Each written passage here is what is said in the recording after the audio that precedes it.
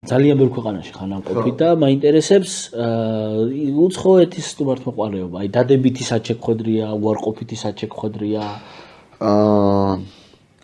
ეგ ძალიან ისეთი კითხვა რა, აი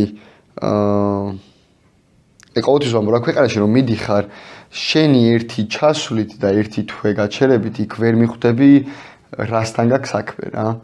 ანუ როგორი კულტურა აქვს, როგორი ტრადიციები აქვს, იმიტომ რომ შეიძლება შენ ჩახვიდე და ერთ რაღაც კონკრეტულ რაღაც ესე ვთქვათ bubbles სამეგობროს ან რაღაცა მაგათთან ერთად გაატარო და ისე კარგად დაგამახსოვრონ ყველაფერი რომ გაგონოს რომ აი ძალიან საუკეთესოა, ან კიდე შეიძლება ჩახვიდე და ვიღაც ისეთები შეგხვდნენ მაინც და მაინც შენ რაღაც ცუდად განწყობილი ხალხი ან რაღაც ისეთ ადგილას იყავი რა.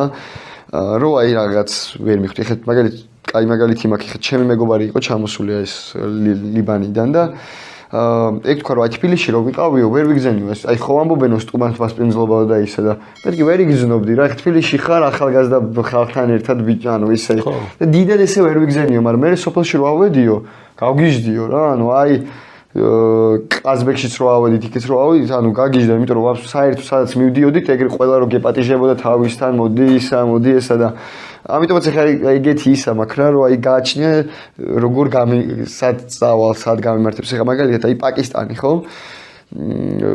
ჩემი პირველი გამოცდილება იყო, არაფერი არ ვიცოდი დიდად და ну ძალიან სტუმართმასპინძლებ მოყვარეები ყოფილან, რაღაც თავისთან მიდი პატიჟებენ, ან რაღაც საჭველებს რო ყიდიან, ფულზეზე არ გათმევენ, ვიღაცა გიხდის, აი რაღაც ჩემთვის იყო ტაქსში ჩავჯექი არ გადამახტევინ ეს ფული, აი ხო იცით, აი არ ვიცი რა, ეგ არის ძალიან ისეთი ინდივიდუალური გამოცდილებები ჩემი.